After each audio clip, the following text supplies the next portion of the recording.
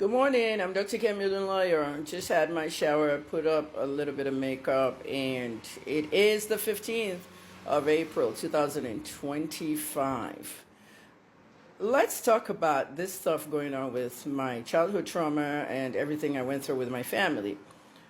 I want to tell you guys a story, and I want you to listen carefully and share it because in the last 7 days, it's been very tense for me, putting up almost 37 videos and a lot of DMs. I opened all my DM for the first time. I opened every single one. Now remember, I don't reply DMs. I just read them. I read them over and over again, and I never reply anybody, okay? That's all I do. I don't want anyone to have access to me. I said this on New Year's Day 2025, January 1st, that in 2025, no one's going to have access to me. Okay, I'm in a spiritual mode right now. I have to cleanse my life, and now you've seen what's happening. And that Rivers prophet, Prophet Abel Boma, what he said on 22nd of March for his April prophecy, actually mentioning me, posting my pictures and all, without even contacting me or nothing, I think that's phenomenal when it comes to the life and world of spirituality. Okay, some of you have called me a prophet. You think I predict things, I can see things before they happen. That just has to do with news analysis. When you're a good analyst, you can actually tell what's happening. So I get people calling me prophet. But is it a hidden thing that God may have given me talent for? Prophecy? I don't know. Okay, but this one you guys are doing is news. Let's look at this prophet Boma. Everything he said. He also mentioned my family in that prophecy. He said my family were frustrating me, and he said God is going to change that. He said God is going to heal me, and he said something about God is going to bring somebody to me, and God is going to bring a lot of money. I'm not taking it lightly because almost everything he said in there has been happening to me. And now, God is going to heal me. GoFundMe came to me, okay, like you know how scammers will come to you from everywhere. They'll say they're representing Kickstart, GoFundMe. They want you to spread your GoFundMe campaign, or they want you to create one and blah, blah, blah. Turns out, the real GoFundMe contacted me. I don't usually ask for donations on GoFundMe. You know, my NGO is there, but I haven't really officially launched it. But for them to come to me and be reading my stuff randomly, this is the work of God. And I told them, I do want to get treated, and I want to do a campaign. However, I have to plan things. I have to put my write-ups and all, but then they told me that this whole thing is in the news. I know it's in the news. I know I've been featured on TV stations and stuff like that. You know, and if you notice, all these TV stations, they're not really telling people the childhood trauma. They're just announcing that I'm not going to mourn my father. I don't want condolences. Now that you know what happened, I'm going to tell you this little story here. This message is for my first cousin, second cousin, anyone that's related to me, the Olunloyo, Akinyemi, every family I'm related to, because I'm related to a lot of famous people. Listen very carefully, okay? I'm going to address it to Jide Akinyemi, my cousin, who wrote on my Facebook personal page, okay, that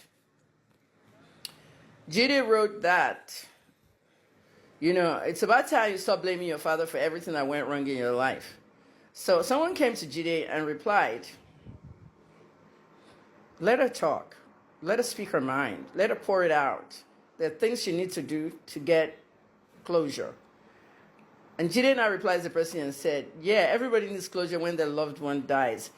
But when you're making things up and you're telling people things that never happened, that's when I got mad. I replied Jide, and I told Jide, I said, Jide, you know what? Because you didn't hear about it doesn't mean it didn't happen. Please fuck off my page. He came back and replied me again and continued. This is what most of them are doing, my own cousins.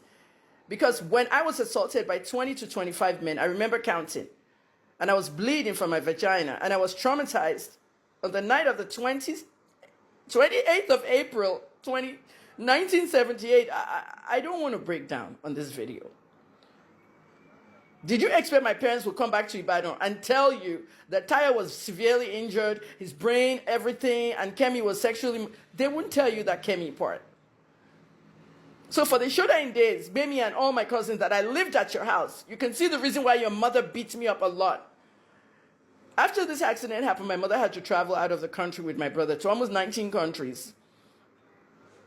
And we all were separated as a family unit.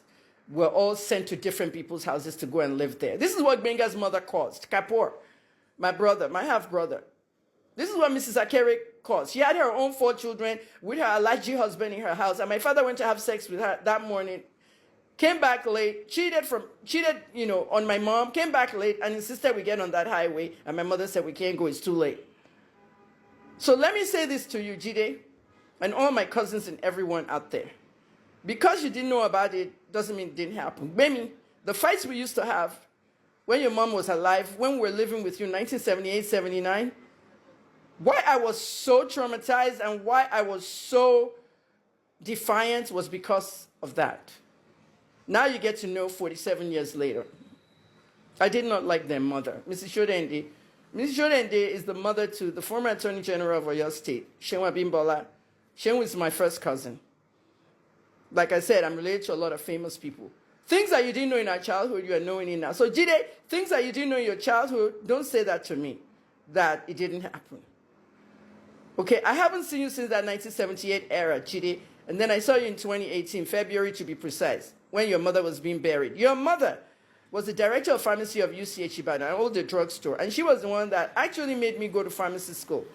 If you remember very well, I used to go to UCH in the summer. Instead of summer school, I went to UCH to work in the pharmacy as a clerk. That's how I loved pharmacy, and that's how I became a pharmacist and went to America. Your mother inspired me, mentored me. I came to her funeral. So if you haven't seen me since 1978 and you see me in 2018 at your mother's funeral, you don't know my childhood, and you don't know what I went through, Jide. So my father dies and I now go on an outburst and outrage on social media, and you're all saying it didn't happen.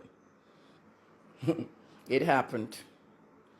Nigerians, GoFundMe has been on the phone with me for 2 hours. We have set up my GoFundMe. I want to go to treatment. I want to find a retreat. I don't want to be in a hospital setting, mental hospital, mental this. I want to be in a retreat, a place where I can have my own apartment, 1 room, eat my food, go out on walks, go to my therapist, take my medicine, whatever they're going to do for me. Because I can't deal with this. It's so hard for me. And this is what they call post-traumatic stress disorder.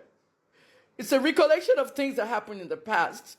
And it used to be things that happened in the past. For example, I was in Port Harcourt prison. I developed a heightened PTSD. At that time is when TVC and all these different stations called me to come and talk about PTSD, and I gave it awareness. Little did they know that I actually have a heightened PTSD, and not just the first time. I had things in my background, in my past. And so this PTSD of Port Harcourt prison just heightened.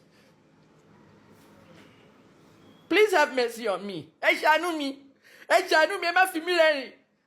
Gbogbo yín lẹ ti dàgbà, gbogbo yín lẹ ti bímọ. All our children are in their 30s. Ẹ láyé àwọn ọmọ yín, Jídé, Gbémi, Ṣeun, all of you. All my cousins are in their 60s now. Ẹ láyé àwọn ọmọ yín.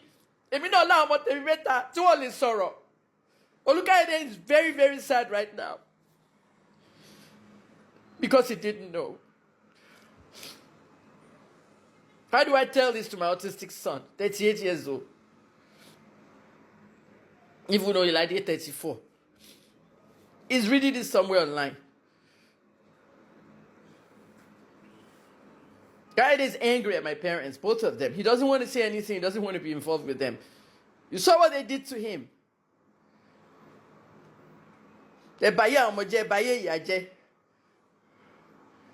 Everybody says forgive my dad and forget. You see, I can't forgive and forget because it's not in the psychologically part of healing. The person that destroyed you is not who you forgive, whether they die or not. That forgiveness does not make anything change. Because forgiveness psychologically in the DMS-3 and DMS-5, these are the diagnostic and statistical manuals of psychiatry, DMS-3, DMS-5. You don't have to be a medical professional. Like before Danny, everyone is carrying an expensive phone. Type it in Google, DMS-3, DMS-5, Diagnostic and Statistical Manual for Psychiatry. This is how a psychiatrist sits in front of you, looks into the book and see what they diagnose you of. Forgiveness is not part of it.